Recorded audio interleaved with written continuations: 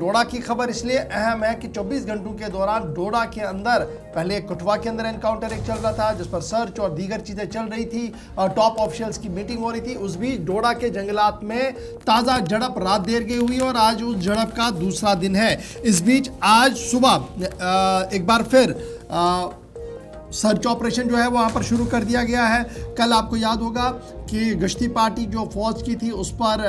Firing की गई थी, लेकिन उस के नतीजे में किसी के जानी नुकसान की कोई इतला नहीं है फौज के हवाले से। ताहम जो ही ये वहाँ पर एनकाउंटर हुआ, जो ही ये झड़प हुई, तो आसपास के वसी इलाके का जो जंगल का एरिया है उसको स्कीज किया गया, उसको सराउंड किया गया, मजीद इजाफी कुंभक रवाना कर दी गई और इस वक्त वहाँ पर यह सर्च ऑपरेशन जो है वो लगातार चल रहा है। इस बीच जो इतलात हमारे पास आ रही है कि कठुआ के बाद जिस तरीके की सूरत हाल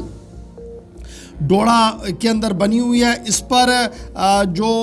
फौजी ज़राया हमें कंफर्म कर रहे हैं कि एक वसी इलाके का इसलिए ऑपरेशन किया गया है क्योंकि जो ज़राया से इतलात है कि मकामी तौर पर 2 या 3 लोगों को स्पॉट इस इलाके के अंदर किया गया था और उसके बाद ही ये ऑपरेशन जो है आज दोबारा शुरू किया गया है। हेलीकॉप्टर सर्विस से भी यानी पैराट्रूपर्स को शूटिंग किया गया इस इलाके के अंदर, उन्हें नीचे डाला गया है पैराट्रूपर्स को। फिर उसके साथ साथ हेलीकॉप्टर से दूर दराज ये जो जंगल का इलाका है यहाँ पर नज़र रखी जा रही है। आगे एसएवीज जो है, यूएवीज जो हैं, जो सर्वेलेंस के लिए इस्तेमाल की जाती है, उसका इस्तेमाल किया गया है और ख़ुसूसी जो दस्ता स्नैपर डॉग्स का है जो सूंघ कर पता लगाते हैं कि हथियार या मिलिटेंट कहाँ पर है, उनको भी इस जंगल के एरिया में लगा दिया गया और इस वक्त वसी इलाके का ऑपरेशन जारी है। इस बीच additional director general police law and order Jammu सूबा कश्मीर सूबा मुतहरिक है और खुद डायरेक्टर जनरल पुलिस दोनों ऑपरेशंस को, कठुआ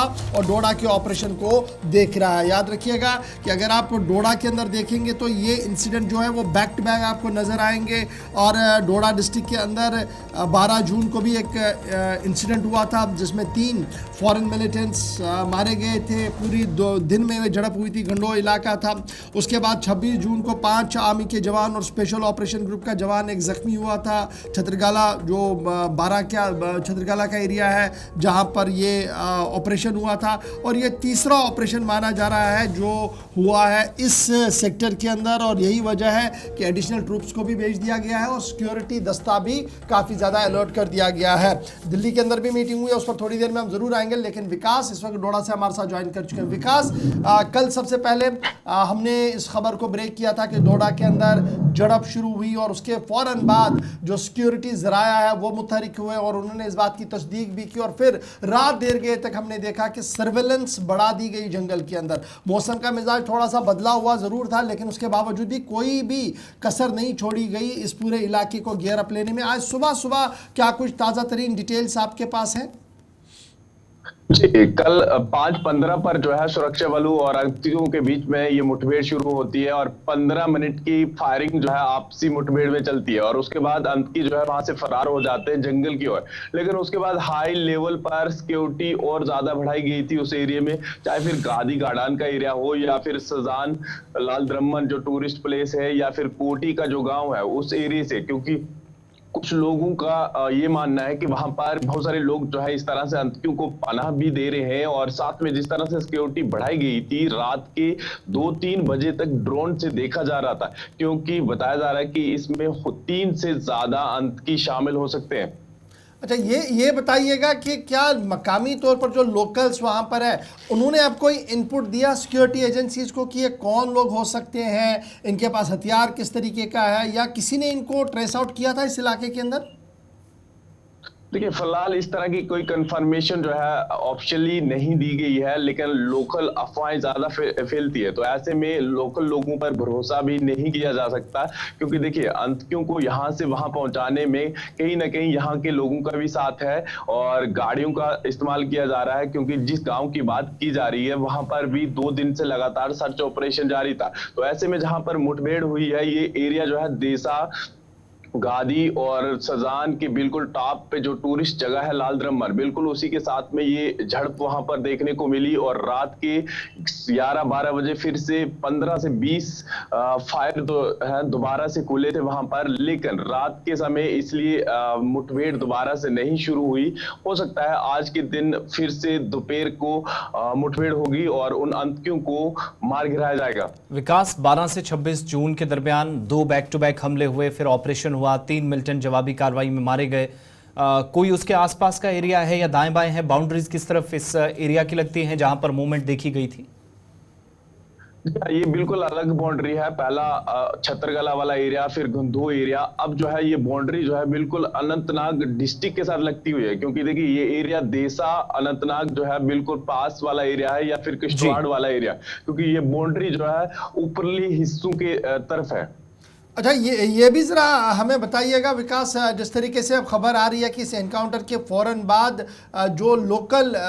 लोग हैं वहाँ पर, वो लगातार ये बता रहे हैं कि वीडीजीज के गार्ड को बढ़ाया जाए, फिर एसपीओज की भी भर्ती हो ताकि ज़्यादा से ज़्यादा यहाँ पर निगरानी हो। फिर ये भी माना जा रहा है कि जो मोबाइल इंटरनेट कनेक्टिविटी है वो भी एक बड़ी प्रॉब्लम है इस पूरे इलाके के अंदर। रोड नेटवर्क का बहुत बड़ा इशू है जिसकी वजह से सिक्योरिटी एजेंसीज को भी मुश्किलात का सामना करना पड़ रहा है। जी हाँ, लोकल डरे हुए हैं क्योंकि ये चौथा इनकाउंटर डोडा के अंदर 1 महीने के अंदर है, और ऐसे में लोग जो है इस तरह की डिमांड कर रहे हैं कि कम से कम वीडीजी बढ़ाई जाए और अलग अलग गांव में जो है इस तरह से लोगों की मेंबरशिप को रखा जाए। लेकिन ऐसे में बहुत सारे लोग जो है